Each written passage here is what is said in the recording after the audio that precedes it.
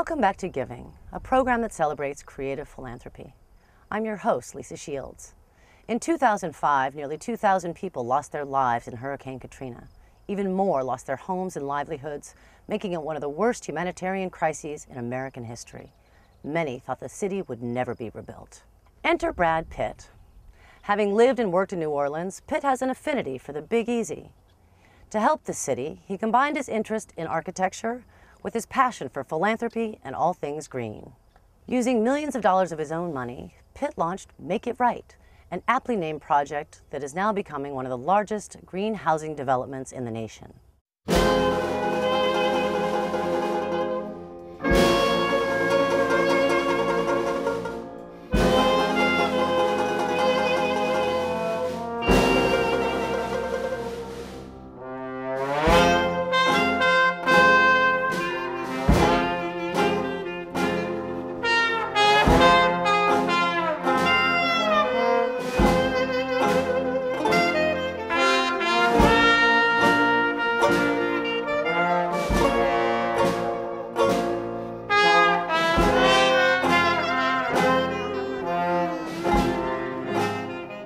The thing that bothers me here is that these people did everything right. They did everything they were supposed to do. They went to school, they got jobs, they got married, they raised a family, they had kids.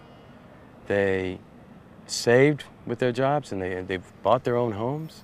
They sent their kids to school, they provided for their kids, their families, and suddenly all that's wiped out. And with no plan, what happens when all that's wiped out? There were insurance games where people weren't covered, and again, this was the failure of the levees. It should have never happened. Not with today's ingenuity.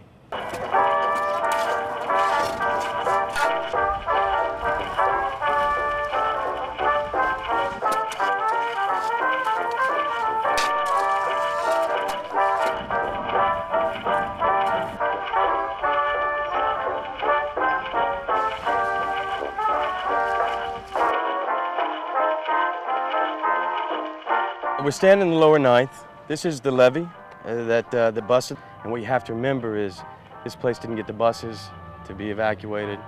This place, well, that warning came too late for most families.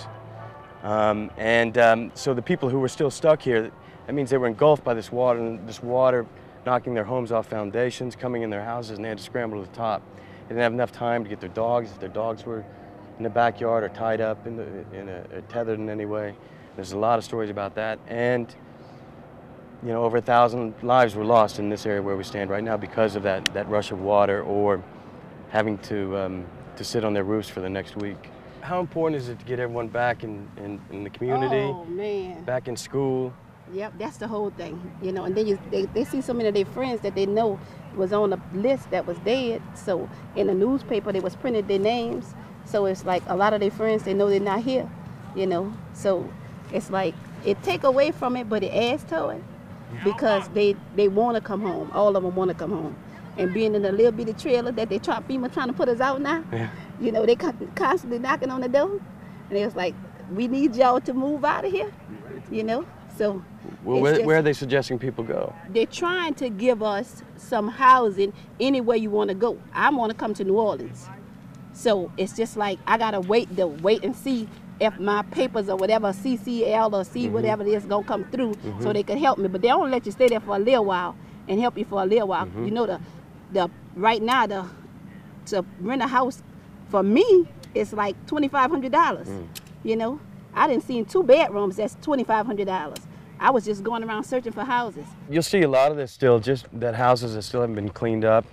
You see this, or maybe some empty lots, but this was pretty much true after the storm, and it just hasn't changed much in 2.5 years. It's a bit crazy when you think about how extraordinary our country is, that this still exists this way. The assistance that's there will not be enough to help people rebuild what they had before, and certainly not rebuild safely. So, right. That's the front of our house. And we're helping people meet that gap, so they can rebuild what they had before, but not just what they had before, but something that's safe, that's higher, that meets the standards when this place floods again, that will still be there with the strongest materials, if it were to flood, if people had to evacuate, that they come back, their homes would still be there. Something that's equitable and that treats the families with fairness, meaning non-toxic materials instead of the cheapest, and efficient appliances that don't drive their energy bills up, which could lead to a foreclosure. These kind of issues of fairness. I want to point out that this is just not charity. It's not giving people homes. We're helping families get a hand up. This is not about a handout. And everything that a family puts into it will then go into another house for another family. Well, it's not housing. It's homes. It's the family. It's the heart of the family where the memories were created, where they sent their kids to school, where they took their first steps, where they played with their friends. So that's what we're talking about in this sense of community, and you'll hear everyone here talk about what a tight-knit group this was here. Let's go talk to your grandmother, yeah? I mean, their grandmother. Yeah, that's their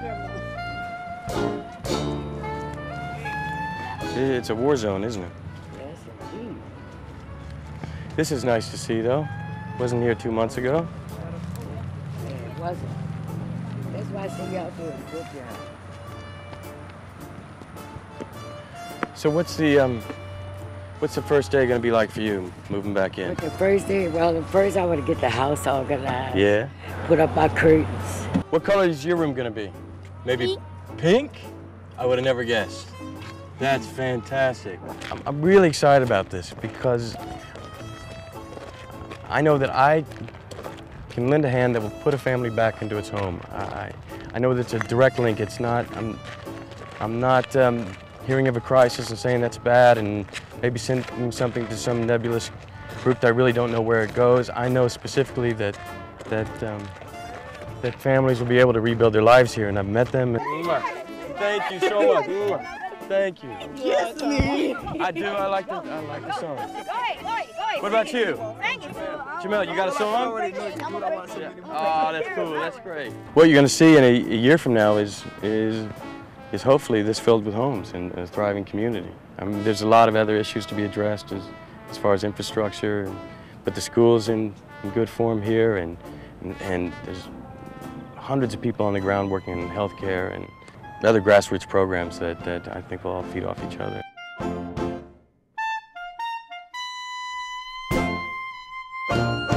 Hi. Mr. President, guys.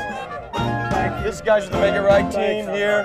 Thanks. And these are our community leaders right along here, all in the front second row here. They've all been together, working together to make this happen. All right. Did you get in there? Just about everything you can do to make it. All right. Now we begin. Now we get dirty. Thanks, guys.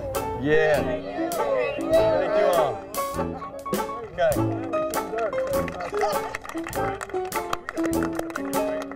Yeah, it'd be great. And it'd be nice too with the community leaders. Yeah. All get together.